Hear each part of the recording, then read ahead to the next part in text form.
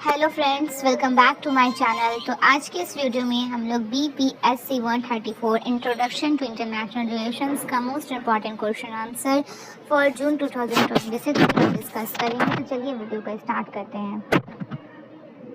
तो यहाँ पर मैं सबसे पहले आप लोगों को सिर्फ क्वेश्चन दिखाती हूँ जो बहुत ज़्यादा इम्पोर्टेंट है। आप लोग इसको अच्छे से प्रिपरेशन कर लीजिएगा इस क्वेश्चन को। तो वेरी हाई प्रायोरिटी जो है आने की, ये 10 क्वेश्चन मैं आप लोगों को दिखा रही हूँ। इसके हर एक वर्ड को अच्छे से समझ लीजिएगा, अच्छे से अटेम्प्ट कर लीजिएगा, इसकी ओवरऑल व्यू ले लीजिएगा कि इस वर्ड से क्या मतलब है, मार्क्सिंग अप्रोच क्या है। ठीक है, इससे ये बहुत ही ज़्यादा इम्पोर्टेंट क्वेश्चन है। आप लोग प्लीज़ करके जाइए, बहुत ज़्यादा आने के चांसेस हैं, बहुत ही ज़्यादा आने के चांसेस हैं। ओके, तो मैं सिर्फ आप लोगों को अभी सिर्फ मोस्ट इम्पॉर्टेंट क्वेश्चन दिखा रही हूँ। जब मोस्ट इम्पॉर्टेंट क्वेश्चन दिखा दूँगी तो मैं शॉर्ट में और जो इम्पॉर्टेंट वर्ड्स होते हैं जो आने के बहुत ज़्यादा चांसेस हैं उसको अच्छे से थोड़ा डीपली में क्लियर समझा दूँगी आप लोगों को। तो पहले आप लोग ये क्वेश्चन देख लें, वर्ड्स देख लें जो बहुत ज़्यादा इम्पॉर्टेंट है आने के एग्ज़ाम में। ये सब आप लोगों को एक ओवरऑल व्यू लेकर जाना है। अगर आप लोग ये सब वर्ड से बिल्कुल अननोन हो, नहीं जानते हैं, तो आप लोग एग्ज़ाम देने ही मत जाओ, क्योंकि ये सब ही आने वाला है एग्ज़ाम में। आप लोगों को ये सब के बारे में ही लिखना पड़ेगा। तो प्लीज़ ये सब को अच्छे से देख कर जाइएगा, समझ कर जाइएगा ये सब क्या होता है। World Bank, International Monetary Fund, World Trade Organization, ये सब बहुत इंपॉर्टेंट मोर इम्पॉर्टेंट शॉर्ट जो हम लोगों का cold war, diplomacy, national interest, global governance, women's security, soft power, collective security, ठीक है, peace keeping operation, sustainable development, global south. Expected repeated question हम लोगों का ये सब होता है हमेशा। बहुत ज़्यादा चांस रहते थे कि ये सब क्वेश्चन हम लोगों का इस बार रिपीट हो सकता है।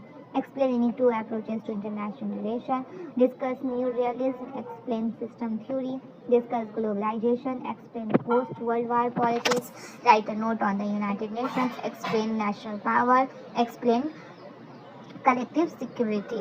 ओके, तो चलिए अब मैं आप लोगों को शॉर्ट में कुछ वर्ड्स को एक्सप्लेन कर देती हूँ जो आप लोगों के लिए एग्जाम पॉइंट ऑफ व्यू से बहुत ज़्यादा इंपॉर्टेंट हो जाएगा। ठीक है, एक मिनट। तो फर्स्ट क्वेश्चन क्या है, what is international relation. International relation क्या होता है? तो इंटरनेशनल रिलेशंस का मतलब है अलग अलग कंट्रीज़ के बीच के पॉलिटिकल, इकोनॉमिक, सोशल और सिक्योरिटी रिलेशन का स्टडी करना। ओके, एग्जांपल के तौर पर इंडिया और जापान ट्रेड करते हैं, ये इंटरनेशनल रिलेशन का पार्ट है।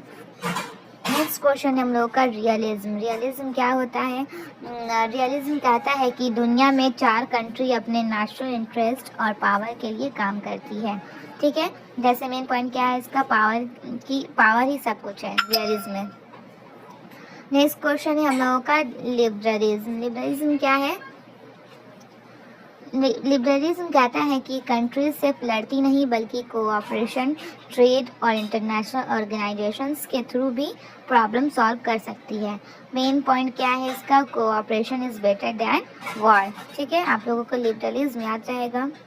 नेक्स्ट क्वेश्चन है हम लोगों का कंस्ट्रक्टिविज्म। ठीक है, तो कंस्ट्रक्टिविज्म क्या है? कहता है कि कंट्रीज़ का बिहेवियर सिर्फ पावर से नहीं बल्कि आइडियाज़, बिलीव्स, कल्चर और आइडेंटिटी से भी डिसाइड होता है। ठीक है, दो एग्जाम्पल, दो दोस्त कंट्रीज के दूसरे पर ट्रस्ट करती है। ठीक है, नेक्स्ट क्वेश्चन हम लोगों का मार्क्सिस्ट अप्रोच। मार्क्सिस्ट क्या है? मार्क्सिस्ट अप्रोच कहता है कि दुनिया में रिच कंट्रीज पुअर कंट्रीज का इकोनॉमिक एक्सप्लॉयटेशन करती है। मेन पॉइंट इसका क्या है, कैपिटलिज्म इनइक्वालिटी बढ़ाता है। ठीक है, नेक्स्ट क्वेश्चन है न्यू रियलिज्म। न्यू रियलिज्म क्या है? न्यू रियलिज्म कहता है कि इंटरनेशनल सिस्टम में कोई वर्ल्ड गवर्नमेंट नहीं होती, एनार्की यानी, इसलिए कंट्रीज अपनी सिक्योरिटी खुद करती है। मेन पॉइंट क्या है, सर्वाइवल सबसे इम्पॉर्टेंट है इसमें। ओके, नेक्स्ट क्वेश्चन हम लोगों का सिस्टम थ्योरी। सिस्टम थ्योरी क्या है? सिस्टम थ्योरी कहता है कि दुनिया एक सिस्टम की तरह काम करती है जहाँ सब कंट्रीज एक दूसरे को अफेक्ट करती है।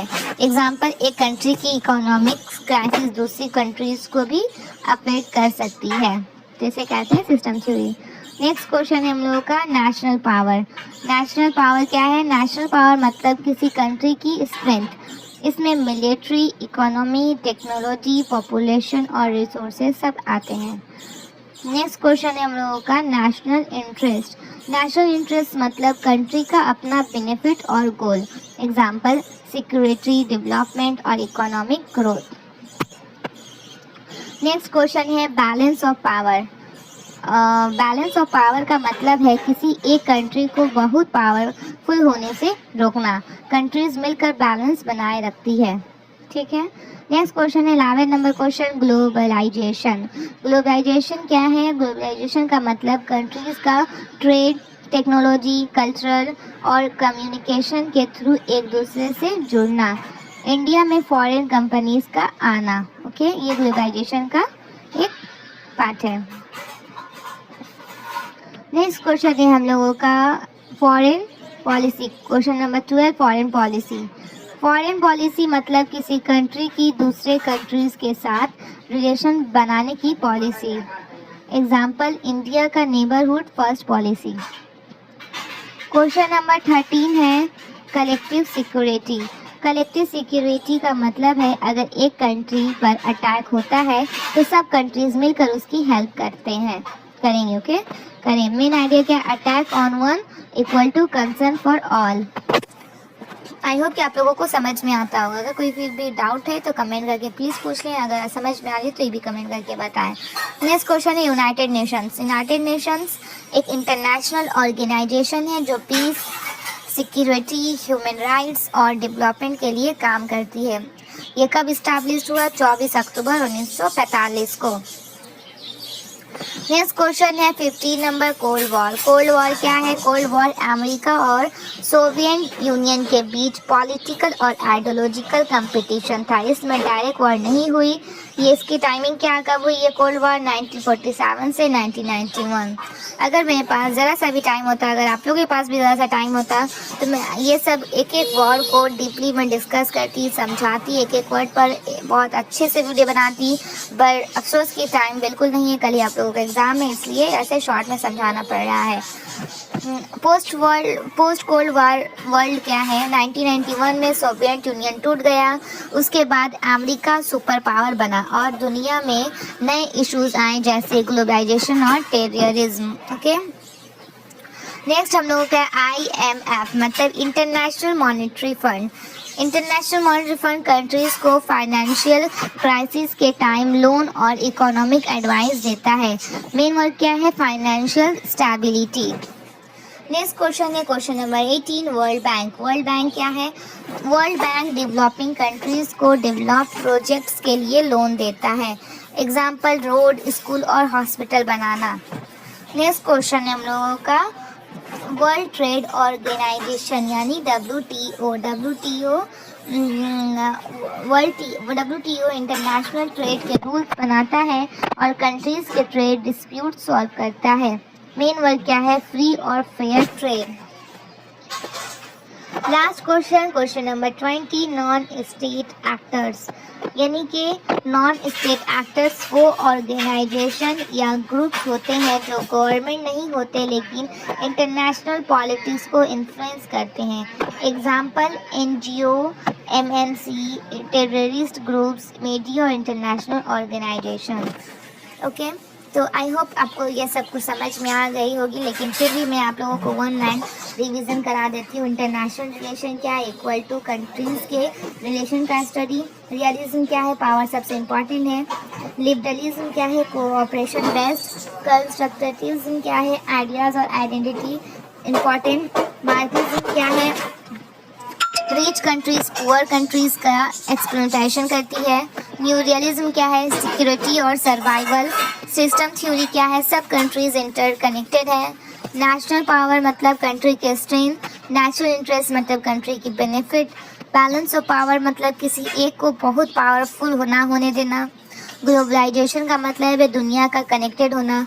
फॉरेन पॉलिसी मीन्स दूसरे कंट्रीज के साथ रिलेशन की पॉलिसी। कलेक्टिव सिक्योरिटी का मतलब सब मिलकर सिक्योरिटी मेंटेन करें। यूनाइटेड नेशंस का मतलब है पीस और सिक्योरिटी के लिए organization. Cold war, USA vs Soviet Union rivalry, post cold war 1991 के बाद का वर्ल्ड ऑर्डर, IMF क्या है, फाइनेंशियल हेल्थ है, International Monetary Fund, World Bank क्या है, डेवलपमेंट लोन देता है, WTO क्या है, World Trade Organization, international trade rules, non state actors, government का अलावा इंटरनेशनल इन्फ्लुएंस करने वाला ग्रुप्स। ठीक है, तो ये कंप्लीट हुई इस वीडियो में। मैंने आप लोगों को इंपॉर्टेंट क्वेश्चन एंड आंसर बता दिया। आई होप आप लोगों को समझ में आएगा। कोई डाउट हो तो प्लीज़ कमेंट करके बताएं। Best of luck for your exam. मिलते हैं नेक्स्ट वीडियो में न्यू टॉपिक के साथ। आज के लिए इतना ही, बाय बाय।